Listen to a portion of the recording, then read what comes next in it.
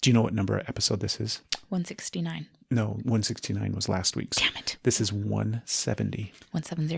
170. 170? We are 30 away from 200. That's pretty cool. In case you couldn't do simple math. I can't actually. Wait, 30? Oh, wait. I went to 180. Do you know why? Hold on. Because I was thinking, oh, that's an 8 because 1 plus 7 plus 0 obviously is an 8. So I'm like, oh, that's 8. No, that 80 is only 20 away. Okay. No wonder you can't do simple math. Right? Because I numerology it and then I get the wrong number that I start with. So yeah, we are somewhat quickly approaching episode 200, which will happen sometime in the year 2020. That's cool. That's cool. Right? But yeah, episode... Hindsight. Everybody's going to have it finally. What if that's what 2020 is all about? Right? Where suddenly we're moving through life with the same level of expertise that we have with hindsight. Maybe it's finally going to not be hindsight, but foresight and present sight. Maybe that's why 2019 was so hard. Oh my God. Because this is where it all... I can't take credit for that. I saw it in a meme. It's pretty awesome. It is pretty good. Anyways, you're listening, in case you couldn't tell, to the Energy is Love podcast with your hosts, Stephanie and Craig. Thank you for tuning in. Go follow us on... We want to build up our Instagram accounts for some reason. You're not aware of this, are you? No. What's happening? We want to build up our Instagram accounts. Okay. Because that's how we gauge whether or not we're important in life. Oh. So we need more followers. I'm not Instagram. Important. My Instagram says I'm not important. But go follow us on Instagram. And if you haven't already, you can go like the Facebook page for the periodic posts that we do on Facebook. Or if you're not a fan of social media at all, every now and then I contemplate, babe, of just getting rid of all of it because it's so pointless. Oh my God. I am so down for that. But if you're not a fan of social media at all, we still appreciate you listening and supporting the podcast in any way, shape, and form. There's a website too, so it's cool. Yeah. That's not social media. What's the website? EnergyIsLovePodcast.com.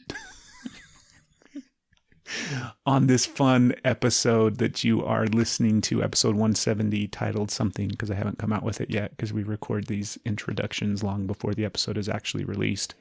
This episode, we had a beautiful topic. It was good. It was really good. Yeah. Very thought-provoking. Mm-hmm. Definitely some trigger challenging things to confront. Yes. And deal with. As you know, if you're a longtime listener of the podcast, we are parents and we have children. And we dive into some parenting talk. And I don't know, what would you say? Like flipping the whole concept and idea of what being a parent is on its head, maybe? Just cluster our way through it, yeah. Yeah, maybe. Flipping it, turning it around. Yeah.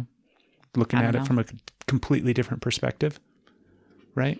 May not be new to you, but it's new to us. Yeah. May not be something that you can even fathom as a thing. Right. And maybe it's not a thing. And maybe you are a longtime parent and you're just going to laugh at us being like, oh yeah, we figured that shit out a long time ago. Maybe. Yep. That's the thing. Yeah. If you could throw some advice our way too. That'd be great. Yeah. We probably won't listen to it because you know how damn wiener kids are, but.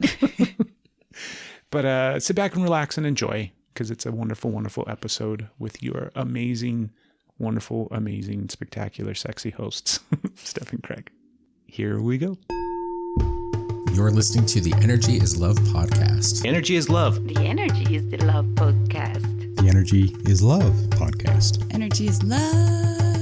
The Energy is Love podcast. The podcast for the universe. The Energy is Love podcast.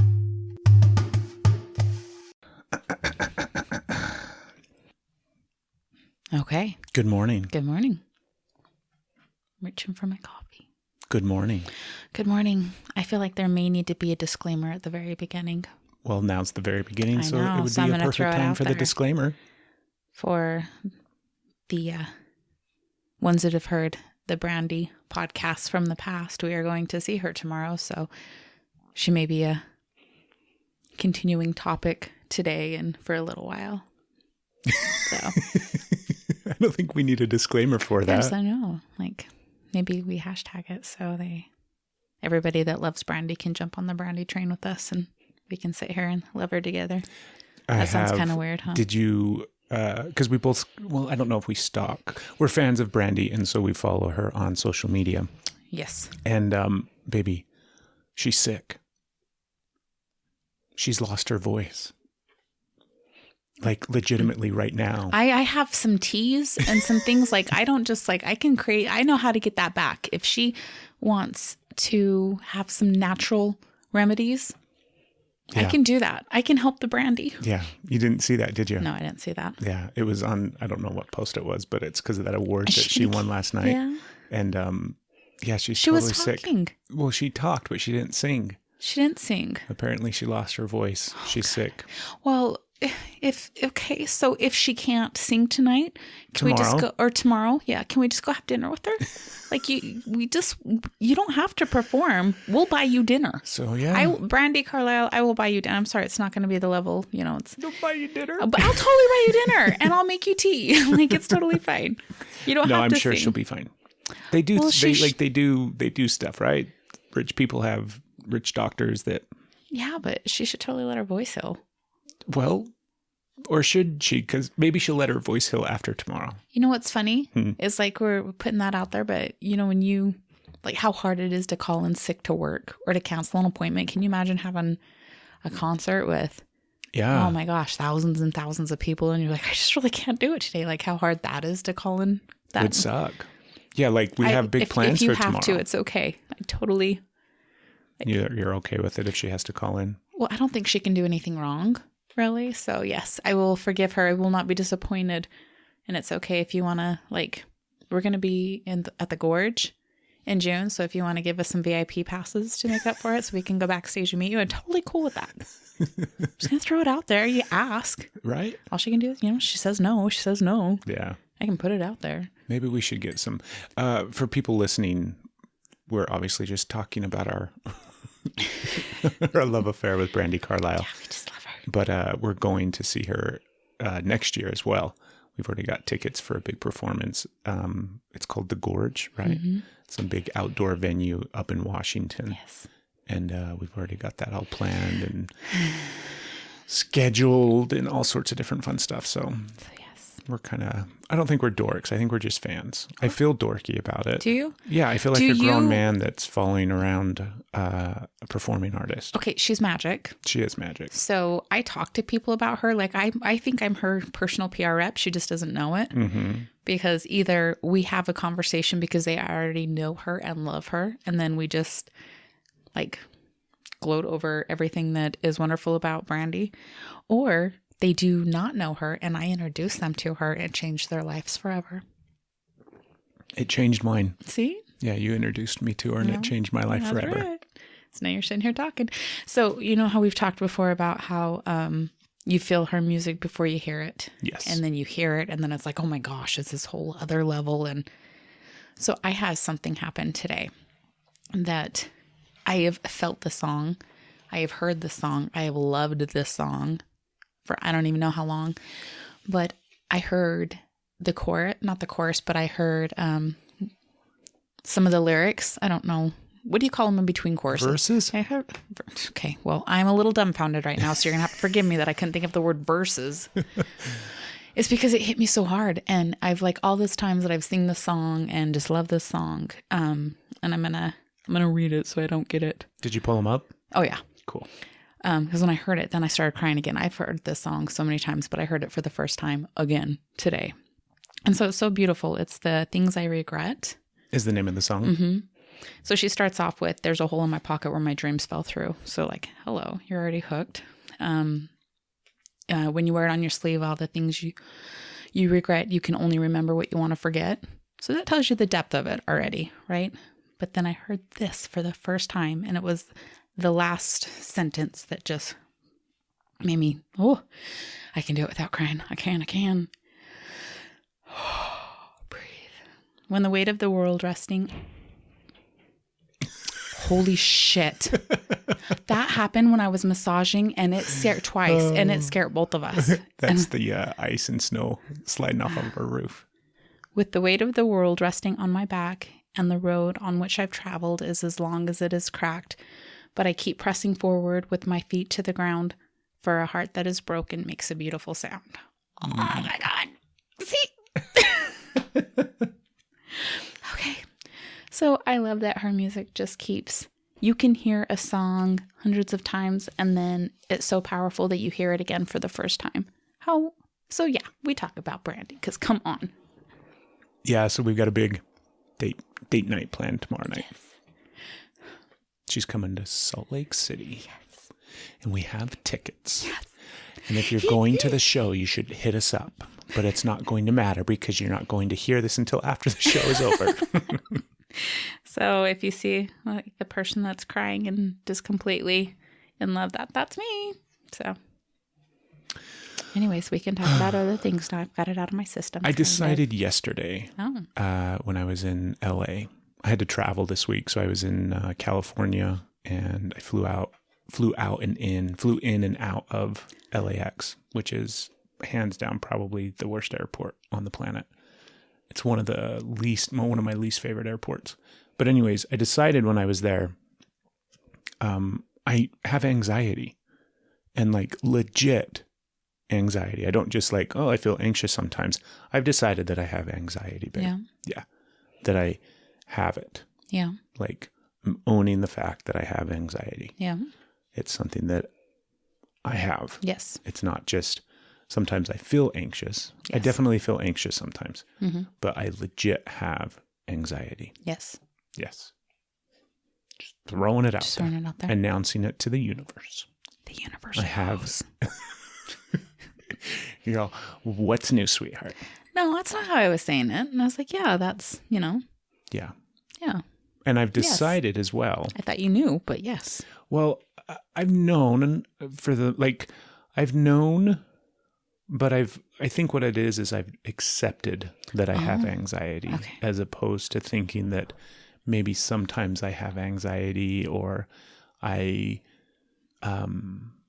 just feel anxious sometimes. This is like, no, I have anxiety. Yeah. It's something like we could probably clinically diagnose if we really wanted to, because I just do. Like I can feel it. I can feel it when it's coming. Yeah. And it's different. I hate that. It's different than feeling anxious. Like I know when I feel anxious about things, Yeah. but I can feel the different weight of what the anxiety feels like when it's coming as well as when it's present. And also when it leaves, I can feel the relief of it and the release when it's gone. Yeah. And I think fairly certain that it's something that I've had my whole life to some extent, right? Always varying degrees of stuff. But part of the reason why I'm so accepting of it and aware of it today is because I'm no longer masking it and hiding behind other things to avoid feeling it. Oh, wow. So I realized that as well, where it was like, every now and then, because we've been done with smoking for like over a year now. And so it's been wonderful. But every now and then when I'm traveling, I'll have this memory, because it used to be like fly into somewhere and I have a layover, and maybe it's a 45-minute layover, maybe it's a 2-hour layover, it doesn't matter. Maybe it's a 30-minute layover. And the very first thing I would think of when I got off the flight is I have to smoke. Most airports, almost all the airports now, they used to be different, but all the airports almost today, you can't smoke inside. You have to go outside to smoke. They don't have little smoking rooms or anything like that. And so I used to get off the plane and then hurry up and go outside, smoke a cigarette, and then have to come back through security and go through the whole process again to get back to my gate. Totally asinine, like straight up just asinine. It's totally stupid. And I would do it even when I only had like minutes to spare, right? Get back to my gate in time. And I would rush just to have that one quick cigarette. And I was thinking about that, how much of that was a coping mechanism for the anxiety that I was feeling during traveling, because I don't like the travel portion. The plane, like I always think of this when I tell people that I don't like all the traveling. I think in their heads, they hear that I don't like flying, that I'm afraid of flying. I'm not afraid of flying at all. Like there's so many times when I enjoy, like yesterday coming home, we had some turbulence because the weather was bad. And I'm like, oh, that's fun. I do not enjoy turbulence.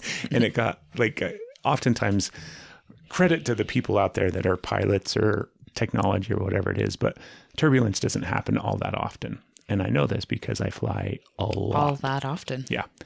And so this one was like, like if we're going to rate turbulence on a scale of 1 to 10, where 1 is no turbulence and 10 is like, oh my God, we're going to die, turbulence, I think I've only ever really experienced maybe like 4 or 5.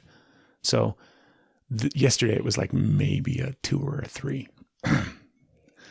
And suddenly I've lost my voice along with Brandy. I'll make you T2, baby. But anyways, I realized that smoking was that coping mechanism to deal with my anxiety in some regards, right? Mm-hmm. It was a coping mechanism to deal with a bunch of different stuff. But it's gone now. So we don't have smoking to rely upon anymore. I know.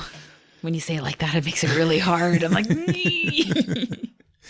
But alcohol used to be a coping mechanism for me. So many different things.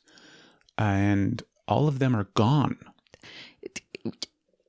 We got to find we got to find better verbiage than that, because that panics. Is that giving you? No, it doesn't. It just makes me uncomfortable really strongly, really suddenly. It doesn't activate your anxiety. No, because I don't have the same thing.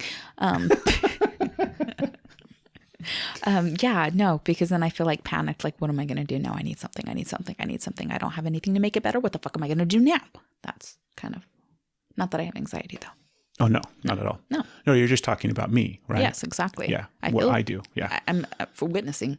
Well, I realized it yesterday. I was telling you when I got home, like I had moments when I was going through security and going through the airport, and I had to drive about 2.5 hours to get back to LAX from where I was, and the weather was rainy and bad. So the whole trip for me yesterday, going back to the airport, was just full of anxiety. I was stressed the entire time. I was on edge. When I was driving in the car, I had to constantly remind myself to relax my hands because I was like squeezing the steering wheel so much. And get to the airport and it's rush, hurry up. And I realized at different points how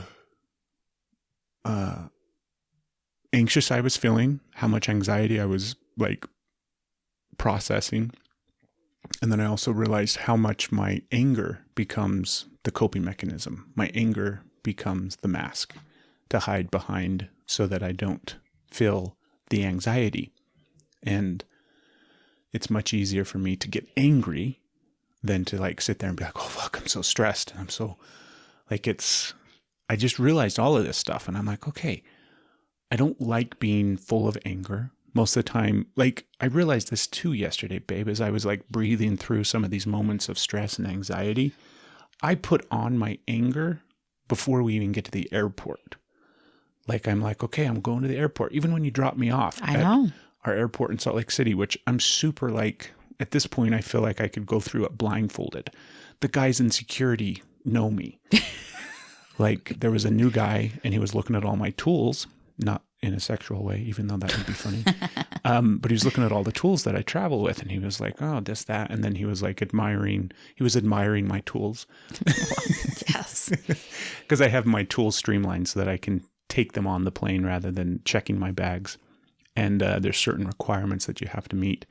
But one of the other guys who I have conversations with all the time comes over and he's like, oh yeah, that guy's here every week. He's like, hey, what's up, man? And I'm like, hey, what's going on?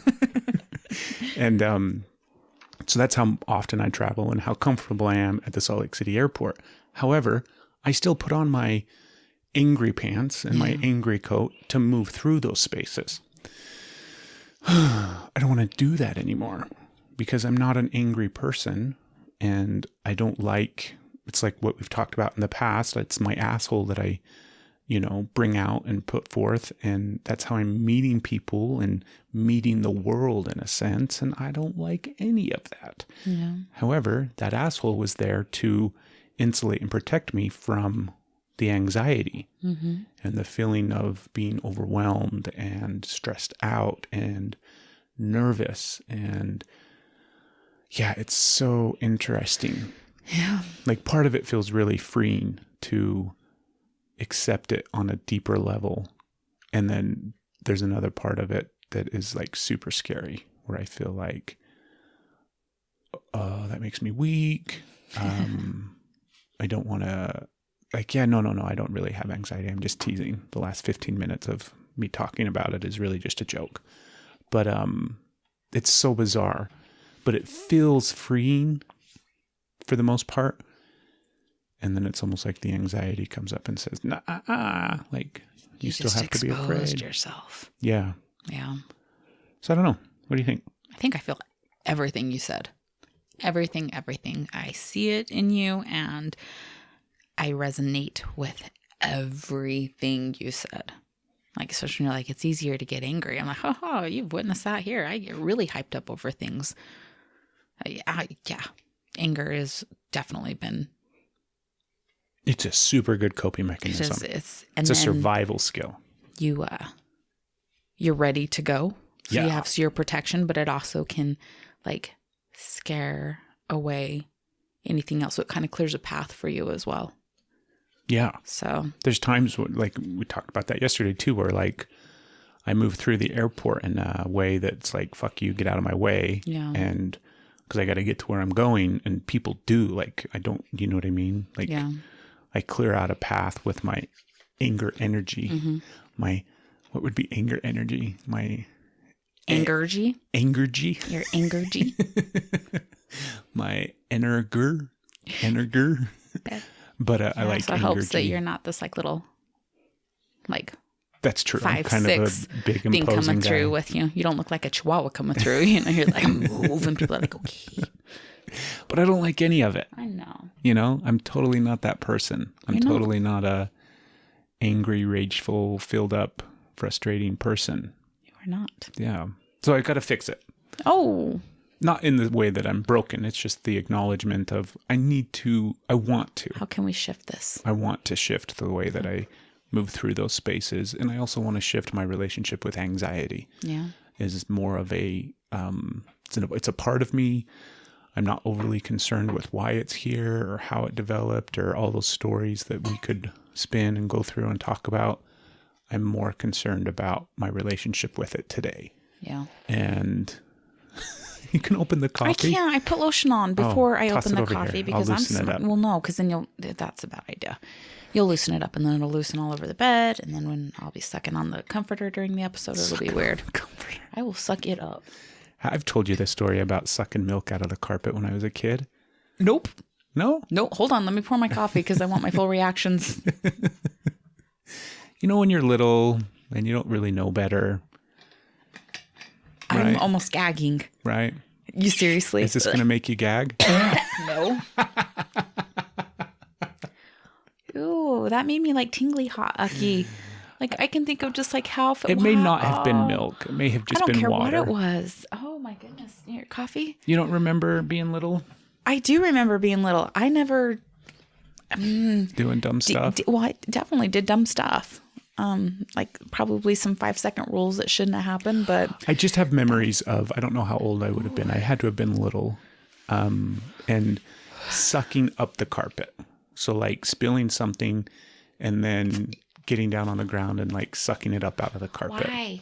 Were you afraid of getting in trouble? Were you cleaning up the mess, or did you not want to waste the milk? Like I don't have any memories of like it being a bad thing or being in trouble. It was just like, oh, I spilled. I still want to drink whatever that was. Okay. And sucking it up out of the carpet.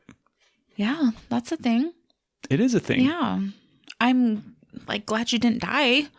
Like maybe that's why my immune system is so good today. I'm thinking that not only is that a lot, but if I'd have saw the kids, I don't know. I think I might have taken them to the ER, like poison control, something. Just kidding. Nah, it's just carpet. Stevie ate a piece of a peanut, a styrofoam peanut, when she was little. Okay. And tell me what happened. I'm so excited for the... Definitely called poison control.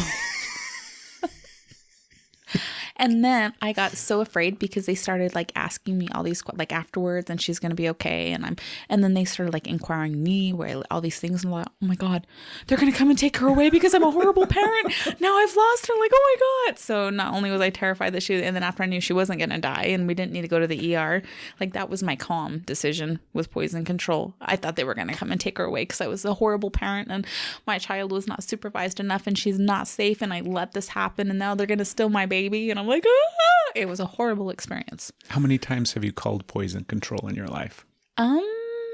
Well, technically a few. Because there were don't take sometimes in- I had no. to transfer people to poison No, control. we're not going to take into so- consideration your time at dispatch. I think I only did it once. I think so. And I think it was because other times it maybe like I think that time scared me so bad. I did, okay, poison control out there. You can be a little softer on the questions because you totally made me feel like you were going to come and take my kid. So maybe ease up a little bit, make it a little more friendly, a little more thing, you know, because I've just taken to the ER after that. How much like poison control is still a thing, right? Yes. But and thank you. Just be how nicer. many, like how less of a thing do you think it is today? Because now we just Google everything. Oh, right. Yeah. There's like, they used like in my mind, poison control probably used to be like this 24-hour a day staffed It is. facility with, you know, a huge room full of cubicles and people ready to respond at a moment's notice. I And think it is. all that kind of stuff. And It's probably like a dispatch center. There's really only 2 people on. it's probably not even a center. It's probably people's homes. Like it's probably a job where you get the I phone call wonder. at your house or something like that. But Because they're Googling the shit. exactly. Yeah. They're going to yeah. I don't think I'm poison curious. control's a thing anymore. Yeah. No, well, I guess I can't testify to that for the last couple of years because I haven't been in a place, but I think it is. Yeah. I don't know. It's a good question. And now I'm just like, you're fine. Suck it up. Like I think the last time I got really scared is when we had the kids in California and Asher was digging and he got stung by something. Oh, at the beach? At that the was beach. this last time, wasn't it? Yeah. And he was like, oh, it hurt. And then his whole finger went completely white. So you got his hand and the color and the flesh that your child, your precious bundle of joy, the color their flesh should look like when they're healthy and safe. And then all of a sudden, all the blood flow left. And I thought, it's one of those tiny jellyfish. It's one of those deadly poisonous ones. And like, I'm looking at you like with like rage. I was pissed off at you. Like, why are you not panicking? Why are we not calling 911? Why are we not? And it was just like watching and it's okay. And you're fine, trying to keep them calm too. Inside, I was dying. And then it was okay. And then we were okay. But it was almost to where you about saw the full crazy. I remember out. that. It was a hint. Could you feel my full crazy coming out? Because oftentimes I am the voice of reason. Yes. In our relationship. Shut up. And I remember that because initially I'm like, oh yeah, he's totally fine. Like this is the thought process in my head. Yeah. Whatever. Yeah. Shake that shit off. Go play in the water. Mm-hmm. And so, but that doesn't really work for our kids. Sometimes they want more attention and more like weight given to the circumstance, even though it's totally nothing. He about got an ambulance. So I have to from give him a Mom. little Yep. bit more. So I'm giving him let's look at this a little bit closer. And can you move your hand around this way and see you can, so reassuring him with some certain things. That pissed me off too. I'm like, don't make the blood flow more. The poison's going to travel up his arm. What are you doing? And then during that process, it became more apparent that, oh, this was something did in fact happen because his whole hand almost like went white. Yes. And so in my mind, I'd go from whatever, shake that shit off, go play to like, this is getting peculiar now. What are we, oh, wait, maybe, and then luckily about the time that peaked to where I'm like, maybe we need to start doing something else. It went away and it got better. So it was totally fine. But yeah, I was kind of right there with you for just a split second. Just a split second. See, that helps too. Yeah, just a split second. Yeah. Do you remember? Go ahead. I can still feel it. I need to shake it off. You feel that anxiety? Yeah, I remember that the fear? feeling of that. So give me a minute. I'm like, I want to go check on his hand now. I just need a minute. Like, that almost made me cry. Oh, baby. I was so scared. I was so scared. And then trying to be calm for him so he didn't get scared. See, I can play it. You didn't know I was that scared, did you? I knew you were that scared. Could you see it though? I can feel you. Oh, okay. So. Yeah, it's not a see. You have really good masks. Yes, I do. I can feel. I can smile feel you. and have a conversation without a shaky voice Mm-hmm. and be the opposite. Yes, be a hurricane inside. Like a hurricane looks like a little, like blowing a dandelion, making a wish. Like, hoo, hoo. Do you remember last week last week's episode, how we got caught up in masturbation and didn't really have another topic. Yes. Do you remember how there was one other thing that I wanted to talk about? I got pretty upset. I got triggered, so there was I'm one other sorry. thing that I wanted to talk I don't about. remember. It's okay. So this is probably going to trigger you as well. Oh, well, that's fine. Quit making it like I'm this trigger thing. You're trigger happy. You can't even walk through an airport, mister. I make friends at an airport. I can't even get to an airport without feeling anxiety. So cut me some slack here, I have mister. to fly in 2 days and I can already feel it coming. Oh, baby, I'm sorry. It sucks. Okay, so this thought Okay. has been taking shape in my mind over the last several, however long, months, years, who knows. Oh, goodness. But I know I've talked about the concept and the idea on the podcast before, where I'll get an idea, that idea gestates, eventually becomes kind of a thought that I sit with longer and longer, and eventually it kind of turns into a belief perhaps, or it fades away and I get some other new idea in that space. Yes. This is on the verge of going from a thought to a belief. Okay. Where it's going from an idea to a thought to, no, I really believe this. Okay. So I'm kind of scared because I don't like this. Oh, okay. Yeah, it sucks. Okay.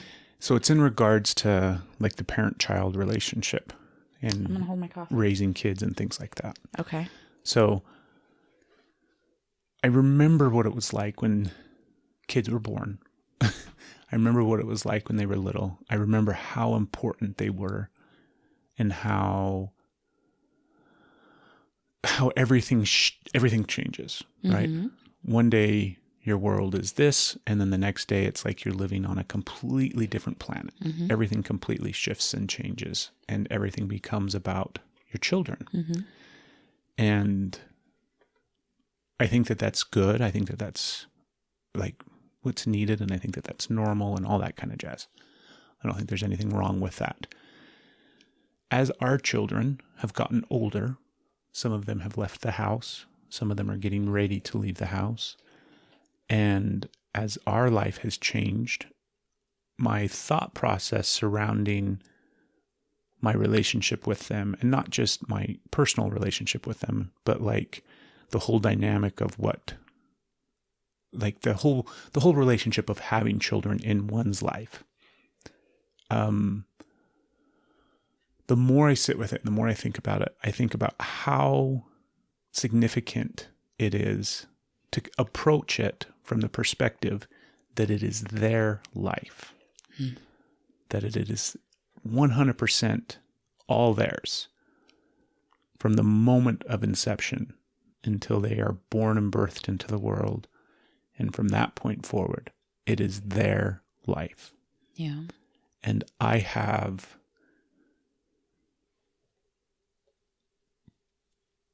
it's not to say I don't have a part of it, but it's like I get to just be a character in their life, where I'm not as important in their life as they are in mine. Yeah. And that part of it, that relationship, that thing of like,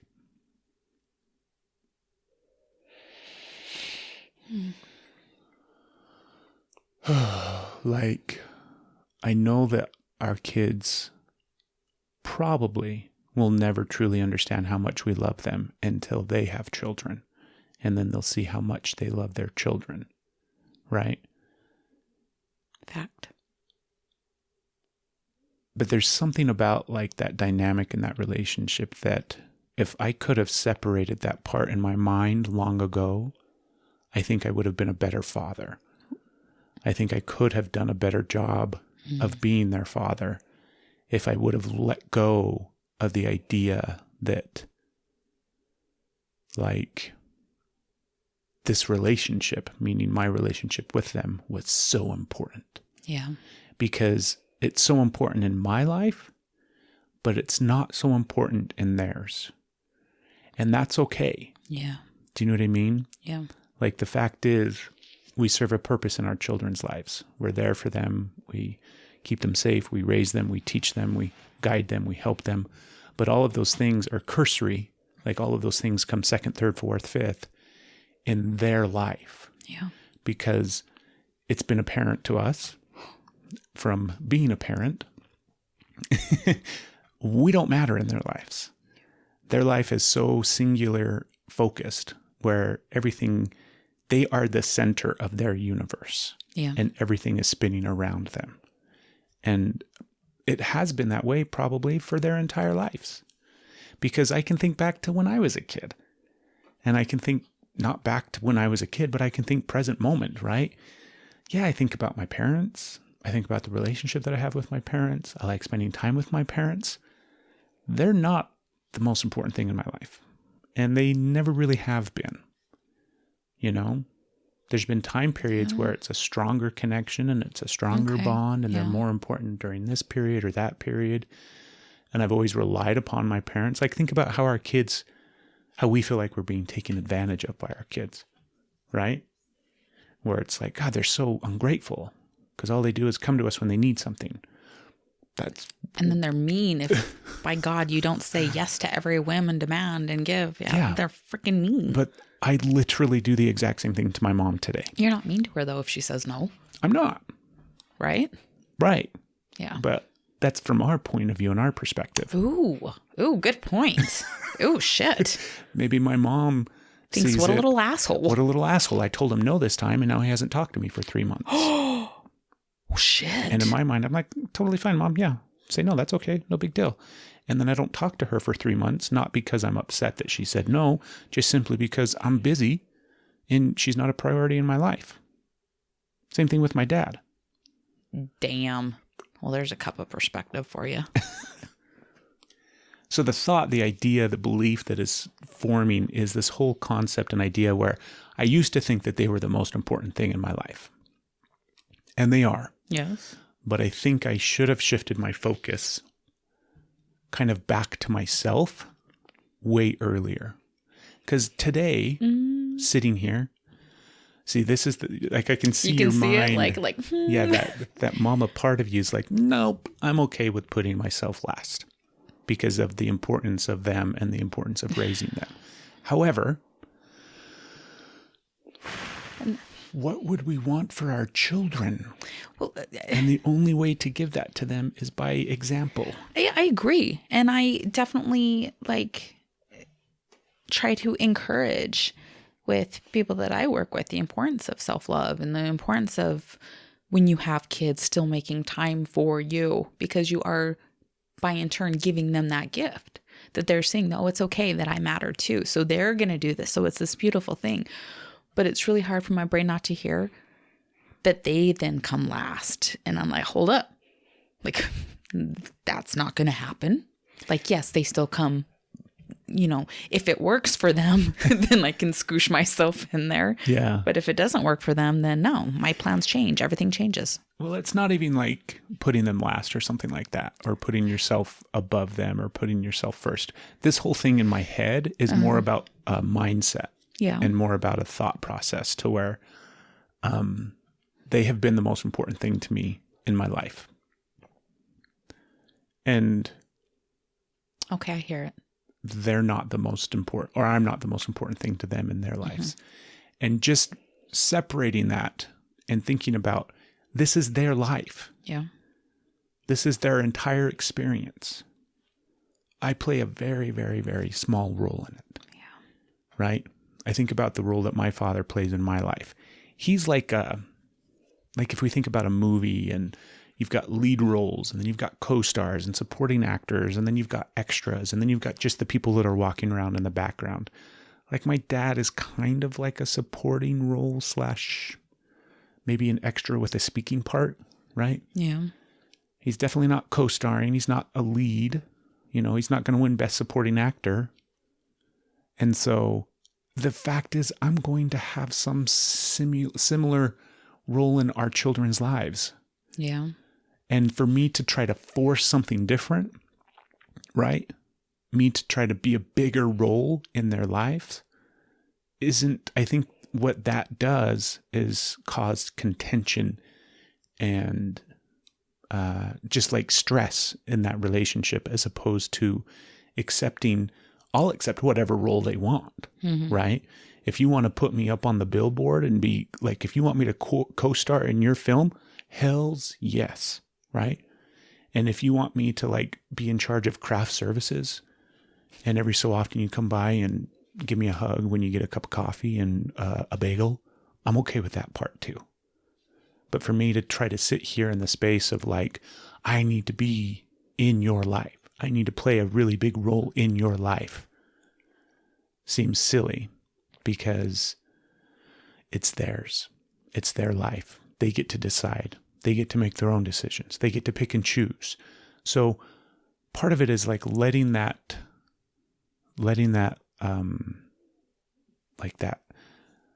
hope, that dream of what could be or what should be or what I would like, is like letting that part go and just accepting what is and what that relationship is.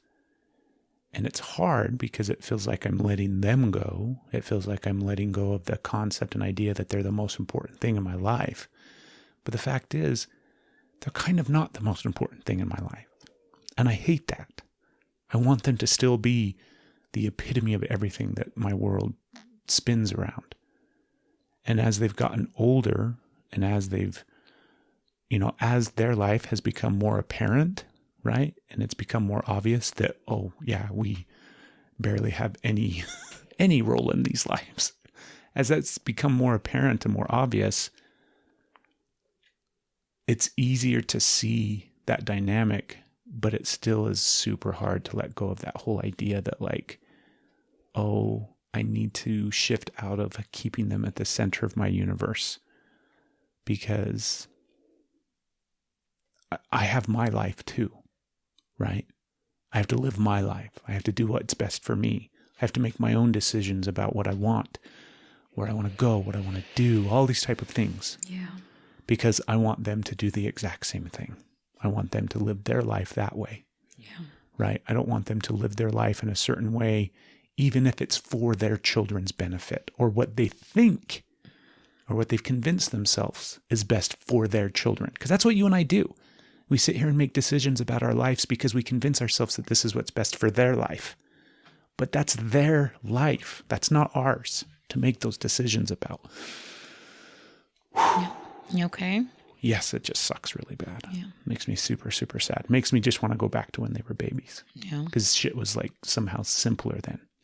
They were the center. I took care of them. Everything was fine. Didn't have to worry about anything else. Made all of their decisions for them. So what do you think? Am I onto something? I have so many thoughts. I really hope I get the chance to go through all of them on this podcast, because if we don't, it'll be gone. So I hope I remember them all, because I have so many thoughts on this. I already lost the first one. God damn it. Playing role. I think to kind of bring it back from the beginning part of it, I do think that if I would have, personally speaking, let myself matter more in their lives, that I would have been a better mother. So I see that as like the whole thing can encompass. And then like so much of it is, well, they had to be everything because everything was so dangerous 100% of the time that there wasn't like they had to. That was the only way to keep them alive in that situation and everything. It was like everything had to be like 100%. But I think that's kind of an excuse. I mean, not that it's not like that was totally a factor. However, I think it would have been that way regardless of the situation. And like your movie analogy kind of brought it all home in a sense, but to me, I saw it in not like a movie, but like a series or even a mini series. It totally makes sense. Like maybe this is just because I've been really dealing a lot with things that you think and realizing that that's not it and having to let things go that meant everything to you that you thought, so I'm getting kind of good at this shifting. So like at the beginning of the series, it is them. You are the star of the role, or the co-star, because they are in everything and they need you to do that. You need to be the star because like you said, you make all their decisions.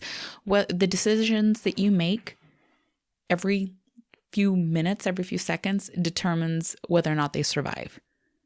Otherwise, there's this helpless thing that just lays there, right? You have to decide all those things. Everything has to revolve around them. Your sleep, where you go, everything. So you can keep this human alive. So you are the co-star, you are. And then as they start to grow, because it's been happening, it didn't just happen. Like we do start to play less and less of a role. So that totally fits. That's the natural progression. I didn't realize it, which is silly because. Yeah, it's like we're holding on to it's like the soap opera star that the soap opera has moved on and has, but they're like, no, I'm the lead. I'm so important to this show. Exactly. You can't do the show without me. Don't you see that I made this show what it is today? Exactly that. And everybody else is like, who's that bitch? Why is that person talking? Excuse me, I'm the mother. I thought we killed you off 3 different times already. Why do you keep coming back? Exactly. Yeah. It's exactly that. And it's so hard. However, we play a bigger role than we really give ourselves credit for. Because at the same point, like my parents, they play a bigger role. Like, yes, there's not this communication. Yes, it's not this thing. But when it comes up where something's going on with them or they need something, like they matter. So we do play a bigger role. And something came up last night that I've been meaning to talk to you about. And not meaning, just we haven't really had time. And besides me. That's right. No, we have to, this can't be a sexy talk right now. Stop. Now is a perfect time where I would segue if this was just a conversation. So in the event that everything goes to shit from this point, we need to not talk about it. It's totally cool. Okay. But on the role we play, we have to watch the role we play with the kids because it can turn to clickety clackety. She needs angel. to go outside. She's coming in here. Oh, God damn it, dog. I'll get back to you after these messages. Are you going to remember? Oh, yeah. Okay. Because I definitely need to talk to you about And it. we're pausing for the dog to piss. You know what's funny? What's that, baby? Because we've had to do these pauses before. And you put your headphones back on. Forgot. And the listener, it's no time passes because I edit out the time that passes. Yes. So we're back after Angel has gone outside and pissed. And they're like, what? And they're like, wait, you didn't go anywhere. Anyways, go ahead. So like you have no idea what perfect segue this is. So the roles that we play and how we have to be okay with it being less, our ideals on what their life and how we're making the decisions that we think is best for them. We have to watch the shame that we can instill in them when they make a decision that's different than what they think we want. How do we instill shame in them? Oh, I'm going to tell you. So with Stevie and her college decisions and what she's going to do and how she can go to this college and she doesn't have to pay for anything. It's completely done because of the grants and everything. So if she makes a decision to go to this college, she gets a college education and doesn't have to pay for anything. How do you not do that? Right? And we've been nervous. She had the talk with me. Last night? Yes. She does not want to go to that school. She is thinking about staying really close and she's going to look at like tech or something. She still wants to go for the certain thing, but now it's not. It's going to be something she's going to have to figure out how to pay for now.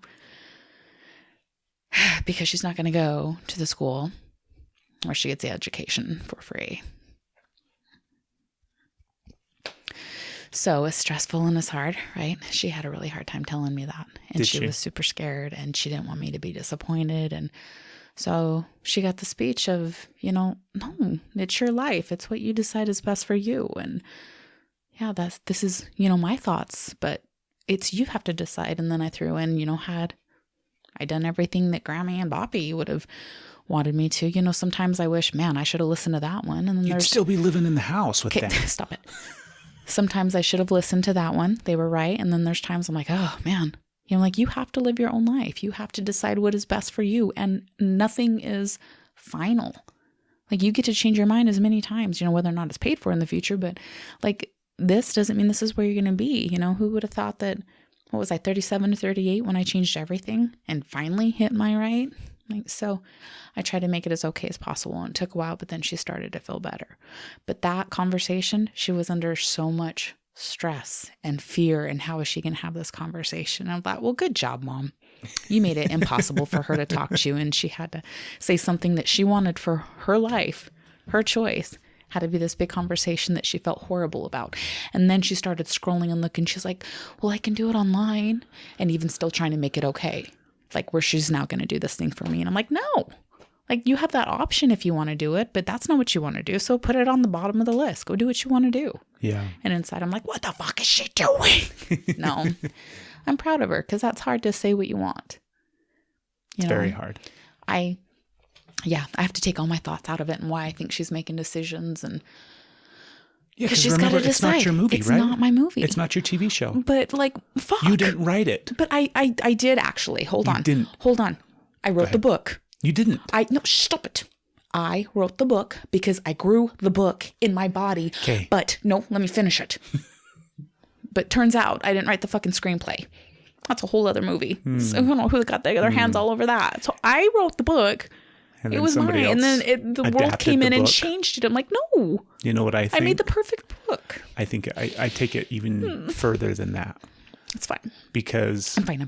think about the way we believe in energy in the universe. Yes. And when we think about it from that perspective, we didn't write anything. I know. They decided. I know. They picked. I know. They were like, oh yeah, I like that gal. Maybe they picked because they knew that when they were going to make a dumbass decision, we were going to step in and prevent that. No, I and don't then think they're we like, see that far. the reason I picked you was so you could save me from this, and you're failing.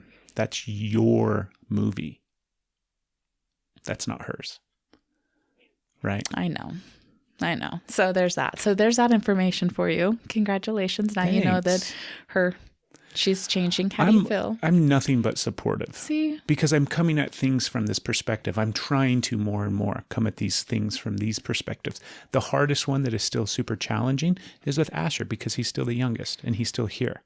And for me, I'm like, this is my story. I'm writing. You're doing exactly what I tell you to in this scene, because you need to listen to me, because this is, I'm still the director of your movie right now. You are still the director. But you're also giving like improv abilities for But I have to let go of all of that. I'm not the director, because it's not my movie. It's not my story. But you're helping him so much. I'm seeing you give him things that I couldn't. Like, don't quit on him yet. I think about time. I'm not quitting on any of them.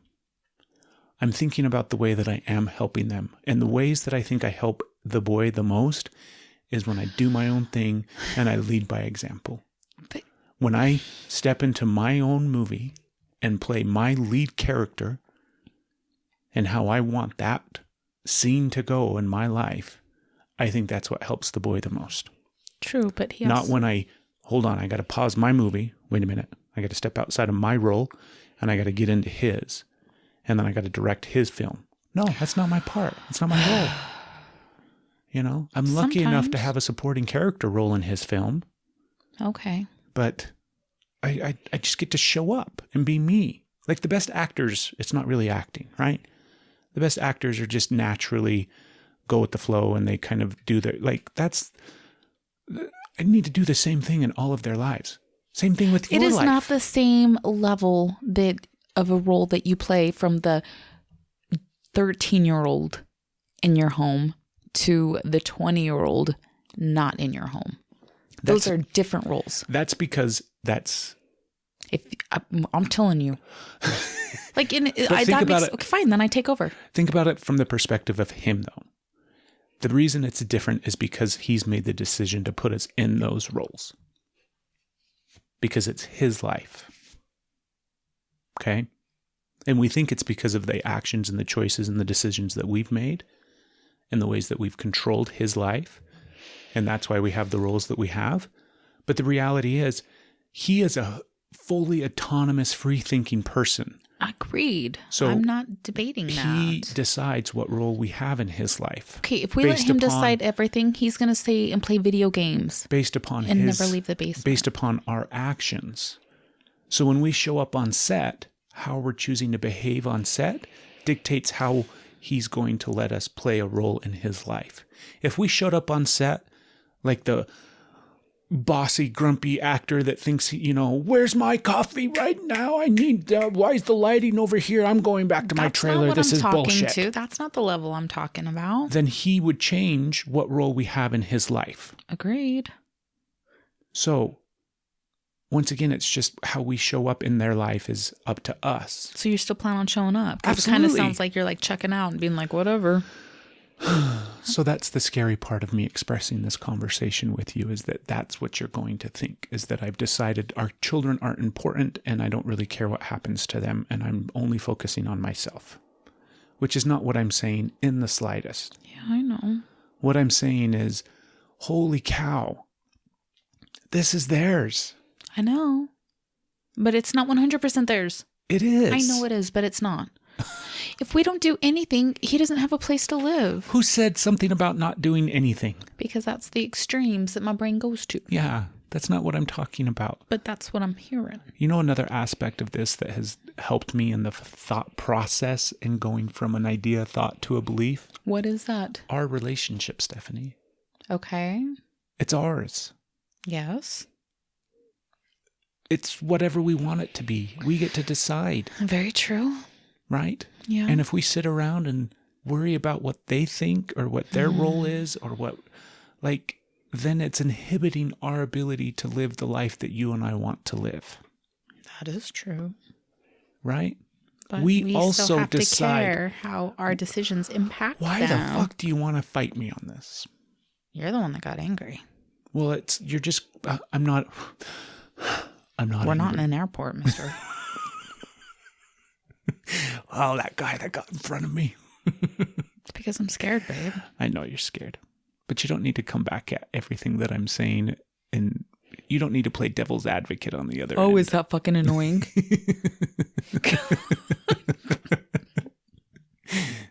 Maybe just a little annoying. Oh my God, you have no idea the fuel that I just got. I'm like, oh, you don't like this motherfucker? I'll show you. You make me eat that spoonful of shit every podcast. Here you go.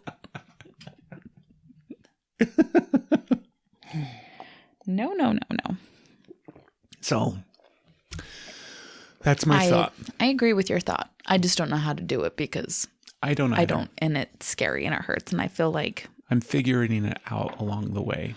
I go to extremes. It's either I have a really hard time with the middle ground because I think one leads to the other. And so either I struggle with that. Like I know that that's a thing. I do the thing myself. I know there's always the middle ground, always the gray, but it just scares me. I think it's either like, I know we don't make all the decisions now, but, and that there's times when he needs us to make the decisions for him. And we're still like, you kind of got to make that one yourself. And we don't.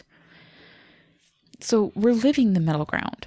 But when we talk about it, I completely hear this. Like, you know what it does? Oh, this is what it is.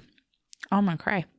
It kicks in the abandonment issues that I have and the abandonment issues that I've witnessed happen to them. And so it immediately becomes that. And I have to protect them from that. So my book, my issues, my things. But my fucking decisions put that in their book. So I don't want to do that anymore. And if I can prevent fucking up their life anymore, I want to do it. So I hear that. I'm like, you're abandoning them. And it triggers that. So I'm sorry. You don't need to be sorry. Did you give me the fucking bad chair? You know what we should do? We I'm should crying. invest in some cushioned stools We do. specifically for the podcast. Especially. Because my ass starts to hurt after a while. That's why I get wiggly. I'm trying to like right toe, not tailbone or right butt cheek, left butt cheek, right hip bone, left hip bone. It's a big concept, something that's going to take years to integrate fully. And once again, it's like, God damn it, I wish I would have known better back in the day. We figure it out when they're out of the house. Like, Right? great. Perfect time. You're welcome. We're Yeah. now good parents. We're super good parents. Send us those grandkids so then we can fuck them up too. Because they're about to become the center of our universe They one will day. too. Oh, God. Right? Oh, God. They're living their own Oh, life. God. It's going to happen. And then everything that our kids do are going to be wrong. Oh, Think about the I'm supporting thinking role about that it. your grandparents I'm- play in your life. my grandparents walked on water and were flawless and perfect. Oh, God, I can't wait to be those grandparents. I can't either. They're going to love us. They're going to think we're the coolest things ever. That is why there's that, like that saying that grandkids are God's reward for not killing your own kids. So I'm really... I know I said God. That's good. You can say God. God damn it. I really like the movie analogy. I do too. I keep running it through in my head. And I'm thinking about my own story. Yeah. My own movie.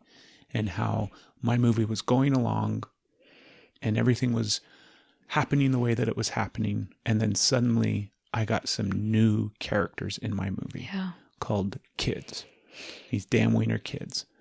And I put them at the very forefront where they became the star, and the leading role in my movie became my children.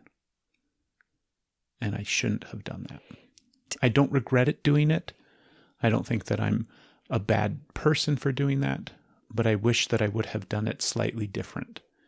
And I think had I done it slightly different, things would not be... Like, who gives a fuck, right? Because all things end up the way that they're supposed to end up anyways. Yeah. So everything's perfectly fine the way that it is. I just think, like... Because I want to make them better parents. Yeah. Right? All of our kids hopefully one day will become parents. I want to make them better parents than you and I were. Yeah. I also want it to be okay if they don't want to be parents. That's totally okay for their movie, but it doesn't really fit in my movie.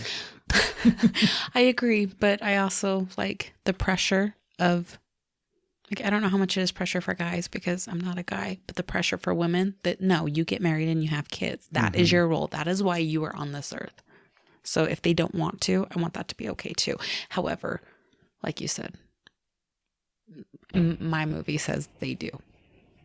Yeah. And my movie says that they like us in their kids' lives. Yeah. Because I'm also afraid that they have kids and then they won't bring them around. Yeah. And I'm really, really scared of that. I'm scared of that too. I'm really scared of that. But so once again, it's not our movie, not our life. We can just choose to live our own, dear. You and I each have a movie about ourselves, and then you and I have started the beautiful process of, like, it's when famous movie star person here and famous movie star person there come together and make a super famous movie. That's what you and I are doing. My movie has grandkids later in life, though. Yeah. So...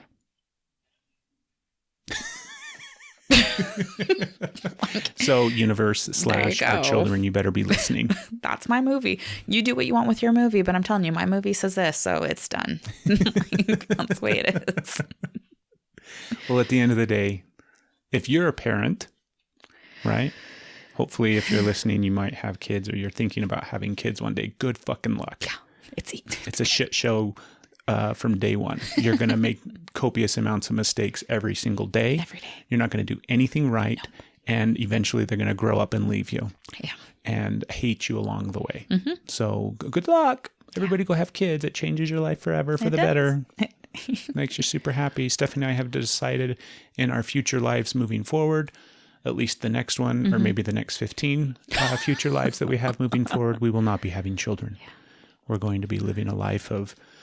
We're just going to take a little sabbatical. Yes. A very long sabbatical from child rearing to where we just get to be free-spirited people in a relationship without any wonderful... I'm going to give that a go. Baby carriers in our life. And then when we feel like that's the thing that was missing from our life from the next one, then we'll have a whole bundle of them again. Right. I think at some point you're like, oh, we're never doing this again. And then we don't do it for like 15 generations or iterations of this life. And then suddenly we forget. And we're like, oh, well, maybe we should have kids. All these people have kids. So we forget. And then and then we go through another 15 iterations of having kids.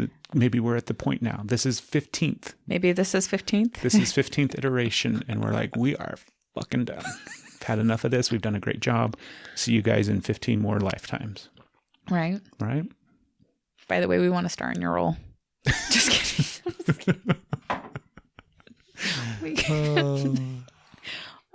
I love you, baby. I love you. I want them to still be the epitome of everything that my world spins around. No, I need something. I don't have anything to make it better. What the fuck am I going to do now? Not that I have anxiety, though. Oh, no, not at all. I know that our kids probably will never truly understand how much we love them until they have children. And then they'll see how much they love their children. Damn. Well, there's a cup of perspective for you.